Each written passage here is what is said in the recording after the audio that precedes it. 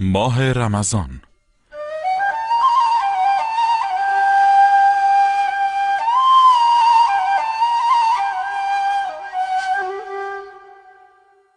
این ماه در روایات اسلامی ماه خدا و مهمانی امت پیامبر اکرم صلی الله علیه و آله و سلم خوانده شده و خداوند متعال از بندگان خود در این ماه در نهایت کرامت و مهربانی پذیرایی می کند.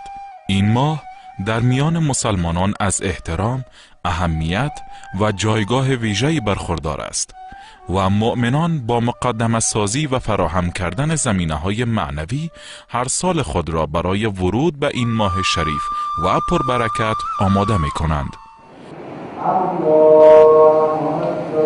و با حلول این ماه با عبادت، تلاوت قرآن، دعا، استغفار و روزه‌داری فیض الهی سیراب می کنند.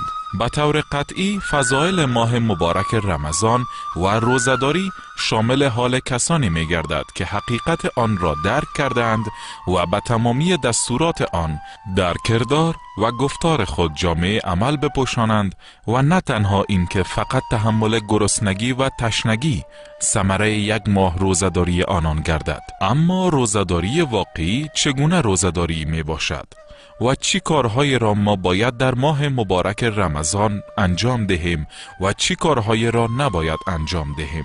چی کارهای باعث خدشه‌دار شدن عبادتهای ما در ماه مبارک رمضان می گردد؟ همه اینها سوالاتی هستند که عموماً در ذهن ما می باشد. بایدها و نبایدها، باورها و اعتقادات درست و غلط و تمام ندانستنی های شما در مورد روزه و رمضان را در این برنامه جستجو کنید.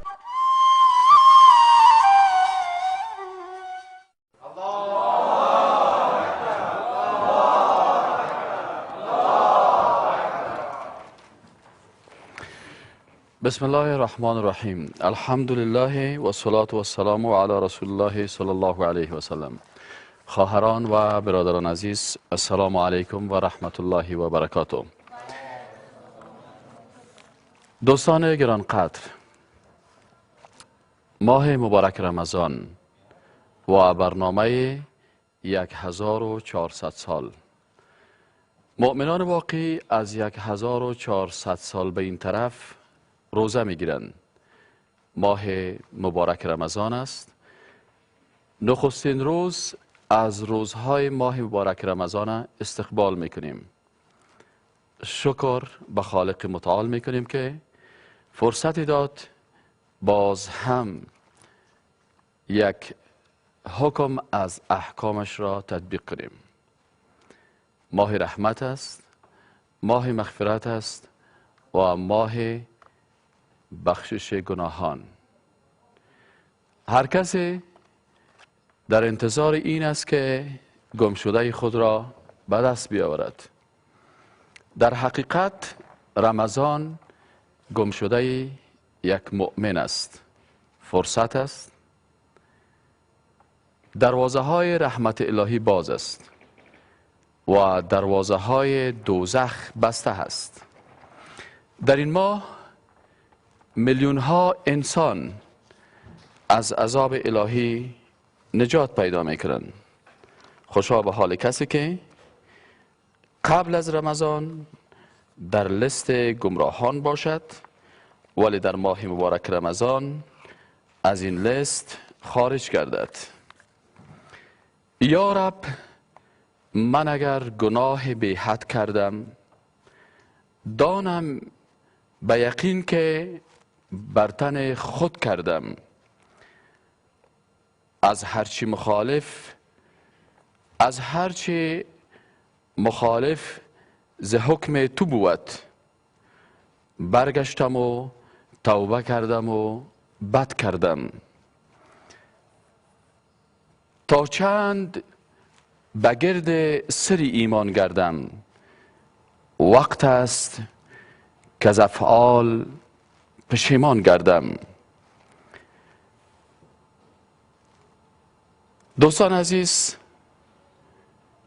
به خالق متعال رجوع میکنیم و میگوییم چون خود گفتی که ناامیدی کفر است، فرمان تو بردم و امید آوردم. به خاطر استقبال از روز اول ماه مبارک رمضان برنامه 1400 سال را با خواهران و برادران عزیز ما آغاز میکنیم. ما در خدمت هستم و شما میتونین که نخستین سوالتان آغاز بکنین. کدام دوست سوالی داشته باشن؟ بسم الله الرحمن الرحیم. با اجازه استاد عزیز و برادران و خواهران حاضر در مجلس، سوال ما از استاد عزیزی است که چرا بعضی از مسلمان ها و یک تعداد کثیری از مسلمان ها وقتی ماه مبارک رمضان فرا میرسه تمام اوامر و نواهی خداوند متعال را به طور درست و احسنش انجام میدن و از نواهی خدا پرهیز میکنن و دوری میکنن و به اموراتی که خداوند امر فرموده مانند نماز، روزه، زکات و امثال هم بیشتر توجه میکنن و به محضی که این ماه ختم میشه و همین نورانیتی که در مدت این ماه به دست آورده این کم کم از وجودشان خارج میشه و دوباره به ما اعمال گذشته خود برمیگردن. من از استاد خواهشمندم که در قسمت همی سوال تشکر. پیش از اینکه سوال دارم جواب بگم، یک قصه هست. میگه یک شیطان چاق بود و یک شیطان لاغر بود. شیطان لاغر از این شیطان چاق پرسان کرد که تو چرا اینقدر چاق هستی؟ و این شیطان دیگه برای گفت که تو چرا اینقدر لاغر هستی؟ شیطان چاق گفت والا من یک مسلمان بسیار خوب همراه من هست، یک مسلمانی که برای شیطان بسیار مفید است. و چه قسم مسلمان است؟ گفت تو مسلمانی است که خدا مسلمان میگه وقتی که در خانه داخل میشه بسم الله نمیگه. من کتش یک جای در خانه داخل میشم، وقتی به بستر میره نام الله رو یاد نمیکنه. من در بستر امروز قرار پیش از اینکه در بستر استراحت کنم من قرار استراحت هستم. وقتی سر میز غذا میه نام الله رو یاد نمیکنه. پیش از اینکه بخوره من خورده میرم و وقتی که آب می نوشه نام الله را یاد نمیکنه من پیش از او آب می نوشم. به این خاطر چرا من چاق نباشم؟ از این خاطر غذای خوب، خانه خوب، چپرکت خوب، نوشیدنی خوب، در کلش من شریک هستم. از این خاطر من چاق هستم. شیطان لاغر گفت که تو چرا تو لاغر ماندی؟ گفت والله من که یک مسلمان بسیار خراب و بدبخت گرفتار هستم. امید دسترخوان وقتی که در موتر بالا میشه بسم الله به نام الله بالا میشه، او دموتر شیشه و من پشتش میدم، چون وظیفه است که من باید امرایزی باشم. وقتی که نام الله رو یاد کرد من دموتر امراش بالا شدن نمیتونم. او میره من دیگه دویده از پشت از تا که در خانه میخواد که داخل شوه، من هم میخوایم آماده کردیم خدا که داخل خانه شوم. میبینم که این شیطان این انسان مسلمان با بسم الله به خانه خود داخل میشه. من در پشت دروازه میمانم. وقتی که میز غذا چینده میشه آها چه خوبش چیا دارم کالمه هم تا دست من دراز بکنم یک مرتبه میبینم که این مسلمان میگه بسم الله، دست من قطع میشه. آب است میخوایم از نوشابه استفاده بکنم بالا میکنم میگه بسم الله، دست من قطع میشه. پس من بیچاره لاغر مانده زله و هیچ وقتی از استفاده نمیکنم. خب چرا مسلمان ها در رمضان زیاد قوی میباشن و خوب عبادت میکنن؟ خب حدیث شریف است که در ماه مبارک رمضان شیطان های جنی بسته میشن. این شیطان پالوانه که هر روز وقتی تو میخوای که یک کار خوب بکنی تو را چپه میکنه. امروز بسته هست. میخوای خواب بکنی بیدار شوی برای نماز شیطان تو را لالو میگه بسته هست و شیطان دست بسته هست و فرصت هست برای این مسلمان که باید از این استفاده بکنه. از این خاطر در رمضان مسلمان ها روزه خوب میگیرن، چون تا اندازه شیطان های جنی بسته هست. اما بدا به حال کسی که او خودش به شیطان انسانی مبدل شده و عبادت نمیکنه. دیگر ماه مبارک رمضان یک کورس یک ماهی ترینینگ است. شما اگر کامپیوتر میخورین، شما اگر در هر رشته هستین باید تمرین بکنین. تا که امو رشته‌تان تقویت بکنین. حال ماه مبارک رمضان یک کورس یک ماهی تربیه روحی، معنوی و جسمی هست. در مقابل شیطان قوی میشی، به خاطر از که در یک ماه خود قوی بسازی و 11 ماه دیگه باید تو منیس یک مسلمان خوب باشی. پس اگر کسی از این فرصت استفاده کرد و در ماه مبارک رمضان به شکل خوب در ماه مبارک رمضان عبادت کرد، واقعا صادقانه عبادت کرد و در ماه مبارک رمضان شما متوجه باشین که ایمان یک مسلمان به 100 درجه بلند میشه. چرا به 100 درجه بلند میشه؟ کی میفهمه که 100 درجه چرا بلند میشه؟ ایمان تو 100 درجه میشه. کس میتونه جواب بگه برای من؟ خواهر مایک برشان بتین. به نام خدا، به نظر ما تا جایی که فکر میکنم چون شیطان همراهش نمی باشه بهترین و بیشترین عبادت به خداوند میکنه و از همه وقتا که بیشترین نزدیکی که بنده خدا اسم میکنه در ماه امی برکت است که مسلمان نزدیکترین کس به خداوند. کس دیگه است که بگه چرا ایمان 100% میشه در رمضان؟ برادر مایک برشان بتین. به نظر شما چرا ایمان 100% میشه؟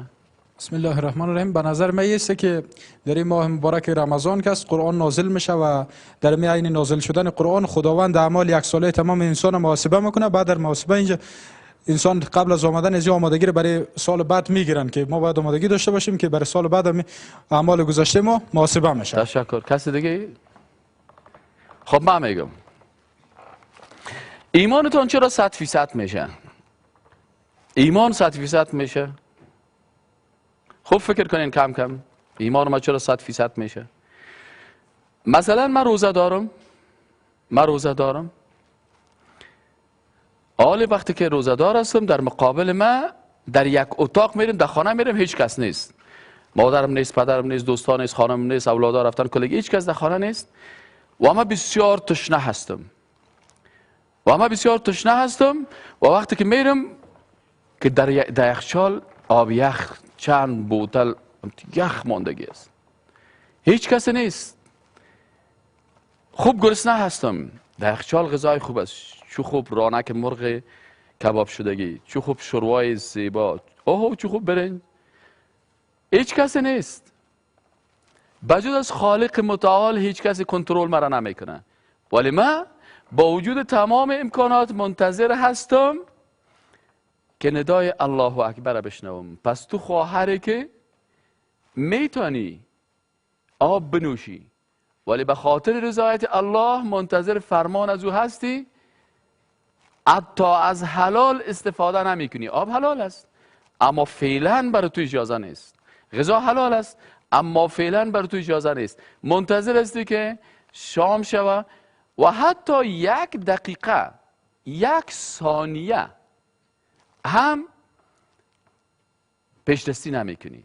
معنایش شد که ایمان تو آنقدر 100% شده که 1 ثانیه هم بدون امر الله آب نمی نوشی و غذا نمی خوری. این هست علت 100% مسلمان، ایمان قوی یک مسلمان.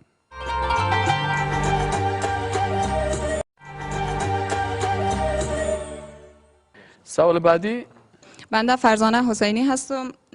سوال من از استاد محترم ای بود که تعداد زیادی از افراد به تکلیف گرده و معده دچار هستند و در عین حال توانایی دادن فدیه در بدل روزه گرفتن خود ندارند. حکم شرعی در مورد اینها چیست؟ خب حالا یک کسی تکلیف گرده داره یا یک کسی مریض است، اگر اینی خواهرم اگر یک کس مریض است، مثلا شما یک مریضی دارین، مریضی که یا مریضی موقت است یا مریضی دائمی هست، یک کسی تکلیف گرده داره لکن دکتر برش میگه فعلا برای 1 ماه 2 ماه تو باید هر ساعت بعد 1 گیلاس آب بنوشی.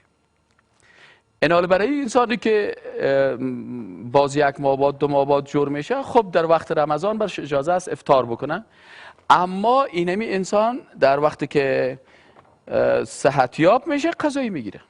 مثلا من گردیم درد میکرد، برای 6 روز 7 روز 10 روز روزه گرفتن نتونستم و الله خوشحال میشه. بعضی کسا متاسفانه مشکلشانی است که گردهش درد میکنه و گرده خودم محکم گرفته و دکتر برش میگه که او برادر روزی تا بخور و او دکتر مسلمان است و برش میگه خیر است، حالا تو بر فعلا اجازه هست، باید هر 1 ساعت بعد یا 2 ساعت بعد تو نیم گلاس آب بنوشی و این میگه که نه گردیم درد میکنه، نه صاحب من محکم هستم. خالق متعال رحمان و رحیم است. به مو اندازه که از روزه گرفتن شما خوشحال میشه، از رخصتاش استفاده کردن هم خوشحال میشه. پس اینال اگر کس روزه گرفته نمیتونه روزه گرفته و تکلیف گرده داره یا مریض است یا یک خانم است برای طفل خود شیر میته و اگر شیر بتو می طفلک از گشنگی میموره، پس برای اجازه هست. یک خانم دیگه حمل داره و این در حالت حمل اگر روزه بگیره طفل در داخل بدنش نقص، دکتر میگه برش نقص میرسانه. یک کسی از مرض دیگه داره، یعنی برای مریض اجازه هست که روزه خود افطار بکنه و در آینده باز روزه بگیره. اما اگر یک کسی است که روزه هم گرفته نمیتونه و مریضیش هم دوامدار است و وقتی که دوامدار است ای در مقابل از این که روزه گرفتن نمیتونه فدیه میته. فدیش مثلا به اندازه خرد کم 1 چارک گندم است، مثلا 30 چارک گندم اگر حساب شود برزی و اگر ایره هم نمیتونه داده، باز الله سبحانه و تعالی میگه در قرآن عظیم شان که لا یکلف الله نفسا الا وسعها. لا یکلف الله نفسا الا وسعها. وقتی که ایره هم داده نتانست و روزه هم گرفتن نمیتونه، الله رحمان و رحیم است، بنابراین بر از هیچ مشکل نیست. ان شاء الله سوال بعدی رو مطرح میکنیم. از کسی از دوستا سوال داشته شما؟ افطار نمودن روزه در سفر چی حکم دارد و در صورتی که افراد فاصله زیاد را به طور مثال از کابل به سمت هرات با سهولت فراوان در 1 ساعت سپری می نماید، افطار نمودن روزه مجاز است یا خیر؟ یعنی سوال شما این است که روزه در سفر چی حکم داره؟ بله. و اگر یک کسی مسافر میشه لکن سهولت ها زیاد است. بله مثلا حالا فعلا ما میخوایم از افغانستان به این برمک در طیاره بالا میشم و تا هندوستان میرمک، برای ما هیچ مشکل نیست. در قسمت روزه تشکر، در قسمت سفر برای مسافر اجازه است که روزه خود افطار بکنه. برای مسافر اجازه هست که وقت سفر میکنه روزه خود افطار بکنه. اینال این قید نیست که آیا این سفر پر مشقت است یا مشقت نداره، یعنی حتمی نیست برای مسافر که حتما باید روزه خدا بخورم. یعنی اجازه هست. منظور از اجازه چی است؟ منظور از اجازه ای است که مثلا شما سفر میکنین ولو که به هرات میرین، اینال برای شما اجازه هست که روزه تان افطار بکنین، اجازه هست. اما اگر شما میگین که هیچ مشکلی نیست و برای من اجازه است، وقتی که من به هندوستان میرم یا به کشور دیگه میرم در طیاره هست، مثلا در طیاره در داخل طیاره هیچ مشکلی نیست، پس اینال من میتونم که روزه خود دوام بدم و شما میتونین که در سفرتان به هرات روزیتان دوام بتین. اما اگر براتون خودتان احساس میکنین که والا من تا هندوستان برم اونجا روزه بگیرم، باز اونجا هتل از کجا میشه، باز اونجا آب از کجا میشه، باز مثلا مشکلات دیگه برای من هست، پس اینجا برای من الله به اساس مهربانی خود دروازه را باز گذاشته. هم میتونم روزه خدا بگیرم و هم میتونم که روزه خدا بخورم. یعنی سر مسافر قصر نماز حتمی هست. وقتی که شما مسافر به هرات میشین باید نماز 4 رکعتی تا 2 رکعت بخونین، او علیه حکم داره. اما در قسمت روزه که است اجباری نیست، اختیار است. اگر میتونی روزه بگیری روزه تان میگیرین و اگر گرفتن نمیتونین روزه تان افطار میکنین. یعنی بر مسافر اردوش اجازه هست. تشکر از شما.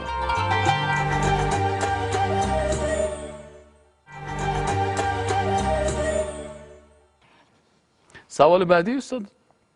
پرسش من این گونه است جناب استاد، من کارگری هستم که باید کار شاقه فیزیکی بکنم و اگر این کار را نکنم نفقه فامیلم را تامین کرده نمیتوانم و من نیاز به خوردن غذا دارم، بنابر این روزه گرفتن نمیتوانم، پس من چی کار باید انجام بدهم؟ چی مثلا کارگر در کجا، چه قسم کارگر هستین؟ یعنی مثلا در کدام شرکت کار میکنین که بسیار ثقیل است؟ بله استاد، مثلا کار شاقه فیزیکی است دیگه، طبعا کاری بیرونی است، کار ساختمانی است مثلا. یعنی اصلا خاطر است در کارهای شاقه اکثرا مثلا مردمای کار میکنن در کار ساختمانی، مثلا در مزدور کارها که سال فعلا سابق تا 5 بجه کار میکنن، حالا مثلا بر از اونها 2 ساعت 3 ساعت تخفیف داده میشه. میتونن روزه خود بگیرن. یعنی با وجود از این هم بر از این مشکلات هست؟ بله استاد، کاری رو که من میکنم از صبح شروع میشه تا عصر دوام داره و خیلی شاقه هست برای یعنی من. در کارهای شاقه هم وقتی که انسان کار شاقه میکنه، کار شاقه ای است که یکی خودتان تصور میکنین که این کار شاقه هست. خب طبعا در ماه مبارک رمضان هر کسی که روزه میگیره، مثلا من استاد هستم، وقتی که داخل صنف میشم ماه مبارک رمضان است، درس میتم، طبعا خسته میشم. حالا مثلا من ختم هر ساعت یک گلاس آب میگیرم یا یک گلاس چای میگیرم، ولی در وقت مثلا ساعت اول ساعت دوم باز بالاخره بعد از ظهر مثلا شبانه درس داریم. این هم شاقه هست برای ما، اما ما میتونیم تحمل بکنیم. این کار دو قسم است. یکی کاری است که قابل تحمل است، مثلا یک کسی از دریور است، طبعا سختی تو که روزه داره. مثلا در زمستان وقتی که شما میرین دواب یخ وضو میکنین، یعنی این تکالیف است، تکلیف است، بر انسان سختی هست. یعنی همیشه در عبادت ها سر انسان سختی می. یک نفر مثلا حال 4 بجه به نماز صبح میخیزه، یکی دیگه ساعت 7 بجه میخیزه. این حال برای کسی که 4 بجه از خواب میخیزه و این وقت خواب کرده و درس هم خوانده، خب برای بسیار سخت است این صبحی از خواب خیستن، سختی هست. از این خاطر ماه مبارک رمضان برای کلگی سختی هست. این حال اگر این سختی منجر به مرض میشه، منجر به مرگ میشه، برای اجازه افطار هست. یعنی یک نفر میفهمه که من در کار هستم، اگر کار من ادامه میتم مریض میشه و یا مثلا بازو در حکم مریض داخل میشه یا منجر به مرگ میشه. بسیار حالتی است مثلا در کوه رفتن و در سر از کوه یک آنتن جور میکنن و در اونجا هیچ دیگه وسایل نیست و بسیار گرمی هست و عرق است و میگه که اگر اینجا روزه خود افطار نکنیم اینجا کل ما میمیریم. پس برای این نفر حکم مسافر داخل میشه، حکم مثلا مریض داخل میشه. در این صورت است. اما در قسمتی که کارهای شاقی میکنه که مثلا برای من یک همین خود استادی همین در مقابل شما استاد هستم، این یک کار شاقه هست. شما در چوکی شش شاگرده و استاد بیچاره استاد گفته، استاد خود نگفته دیگه. حالا مثلا ما استاد هستیم، به این خاطر همیشه کارها شاقه هست، لکن اندازی از او که اگر منجر به مرگ میشه یا منجر به مریضی میشه باز حکم خاص خود داره. اما در هر کار شاقه ما نمیتونیم که روزه خود افطار بکنیم. تشکر از شما. خب دوستای عزیز، حالا اگر اجازه شما باشه ما سر موضوع کلی بحث میکنیم و یک نتیجه گیری میکنیم چون وقت برنامه پوره هست. دوستای عزیز، گفتیم که ماه مبارک رمضان ماه رحمت است و این اولین برنامه از برنامه‌های 1400 سال است که ما و شما ان شاء الله تعالی اینا از طریق تلویزیون یک برای دوستا تقدیم میکنیم.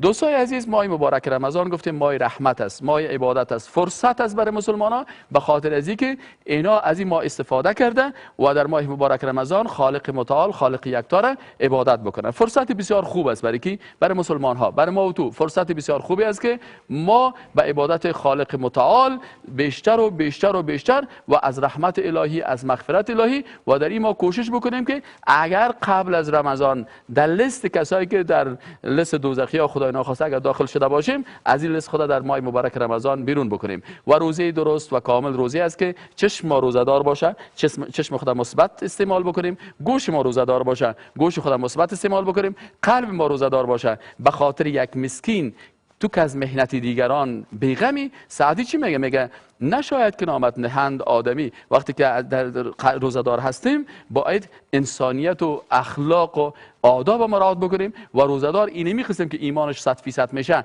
در روزه هیچ ریا نیست، به خاطر از اینکه ساعتی بسیار زیاد در روزه میباشی که تو هیچ کسی در مقابلت نیست بجز ذات خالق یکتا. از این خاطر اخلاق روزه را، احکام روزه را مراعات میکنی. از این خاطر باید روزه هم روزدار انسان از نگاه اخلاقی 100% باشه. پیغمبر میگه که اگر کس تو را دشنام داد، کس میخواست همراه تو جنگ بکنه، برش میگه که برادر 2 مرتبه میگه من روزدار هستم، من روزدار هستم. الله سبحانه و تعالی ما و شما را توفیق بده که ماه مبارک رمضان به شکل کاملش و درستش به شکل روزه بگیریم و به شکل نماز بخوانیم و به شکل عبادت بکنیم که رضایت خالق متعال حاصل بکنیم و در روز عید مستحق جایزه رمضان شویم. از اینکه در این برنامه اشتراک کردین، از همه شما خواهران و برادران عزیز اظهار سپاس میکنم. تشکر. روزایتان الله قبول بکنه و السلام علیکم و رحمت الله و برکاته.